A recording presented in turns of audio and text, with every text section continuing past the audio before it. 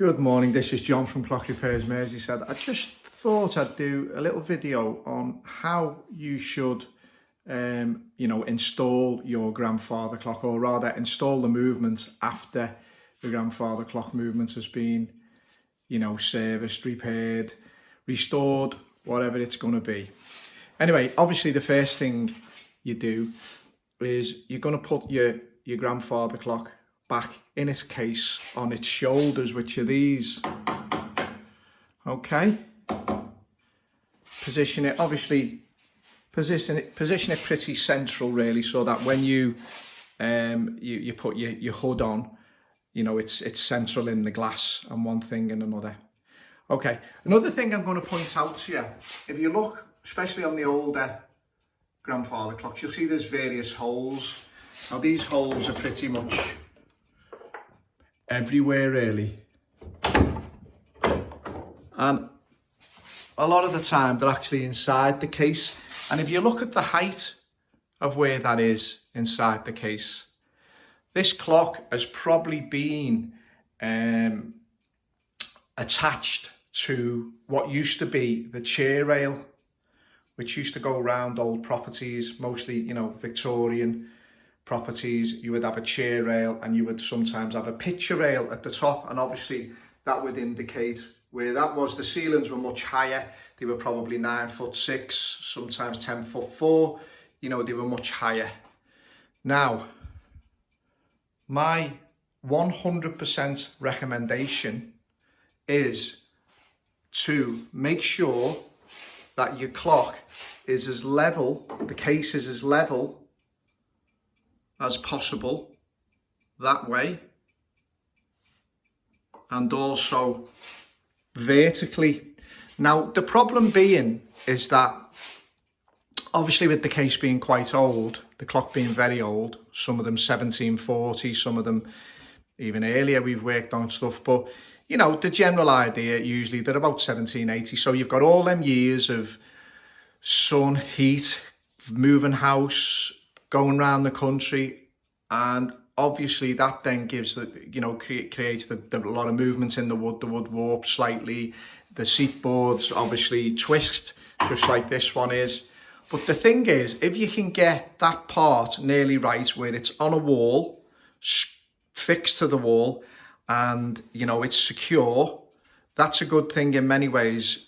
Obviously it's going to make things much easier to set the clock in beat. Also, it's a safety aspect as well, because we do some insurance work, and we do often see a clock has fell over and hit someone or hit another piece of furniture. In one particular case, we went to a job to have a look at it, and it hit a antique bookcase and done a quite severe damage to it, its leaded glass and everything. So, and the clock had just literally fell to pieces due to the fact of its age, and it was pretty much dry and it just fell to pieces. So we were able to put that back together, but the main problem was obviously the damage it done to the bookcase, and it could have really hit the old lady, which was is something you've got to try to avoid.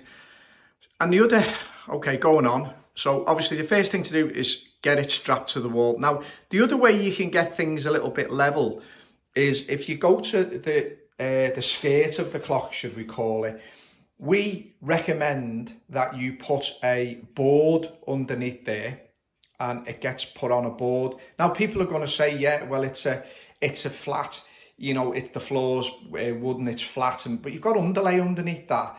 And also, and often what's happening now, we're getting to jobs and they're on carpet. The clock case is doing a dance, if you like. You can't wind it up properly then.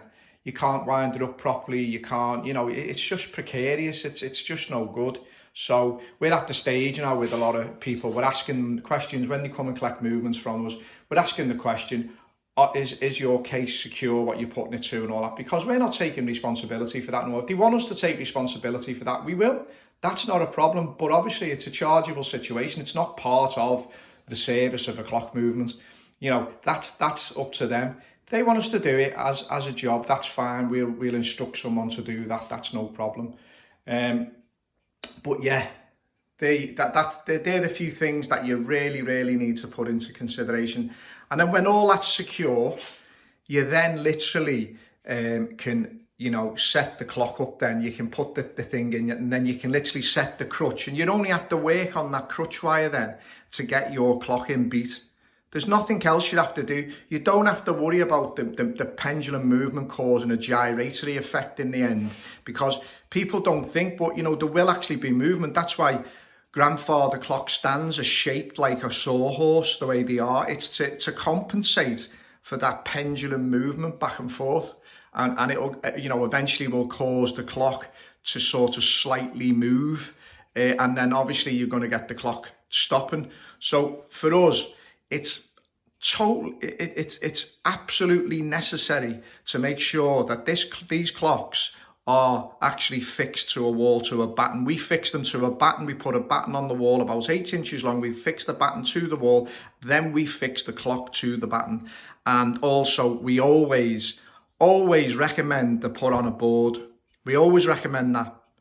You know, these are the things you've got to, you know, you've got to do. It's an old clock, and you know, it deserves to be treated and installed correctly. The case needs to be installed correctly. None of this, oh well, I don't want a board, I don't want this, I don't want it to look that it ruined. Nonsense. Just, it needs to be affixed properly. If you want that clock to work for hundreds of years in time, that's what you need to do. I get a bit uptight about it a bit, as you can probably tell by my voice, and the reason for that is that we we go back with the clock movement that's been perfectly working for weeks in our workshop, and we go back and you're putting it in a case, and the case is wobbling everywhere, and then we're expected to deal with that. So no matter how much we adjust the crutch and things like that, then the next couple of days we're going to be going back there, and and we're losing money then. So that's not business, is it? So we say to every customer, is your case fixed to a wall? Is it secure to a wall? Because a lot of people, they want to do it themselves, or I can do that. That's no problem, And we let them out the workshop with the clock that's been working for, weeks without a hitch, keeping reasonably decent time, working without a hitch, winding up, weights dropping together, not, one before, which also indicates problems, to do these things. But what they do, go and put it in a case, and the case is doing a dance around, where it is moving everywhere every time they wind. So every time they wind it up, it goes out of beat, because it's not on a board. So my 100% recommendation is to put the clock on a board and affix it securely to a batten on a wall. Now, obviously the batten is because most people are going to have a skirting board. So we sort of say, well, if you look at a skirting board, most of them are probably going to be, 1/2 inch to 3/4. If you can get, a batten sort of that thing, or you can get a couple of thin battens. I mean, we have various, and some skirting boards are actually thicker. In some old houses we go to, they're quite thick. But yeah, but do remember, obviously, when you look and you wonder what these holes are for, especially that one there, the chair rail. I mean, it's been hooked, but you don't have to, do it in two places. I'd say just do it. Probably the better place, in my opinion, is, in more in the center of the clock, and that's where your weights are. As they come down, the more going to go there. But it's something that really needs to be done with these older clocks. I mean, some of the modern clocks are not so bad, but these older clocks, I mean, you've got to understand as well, a lot of them were on quarry tiled floors, and so the quarry tiled floors used to sort of, throw water all over them and clean them that way.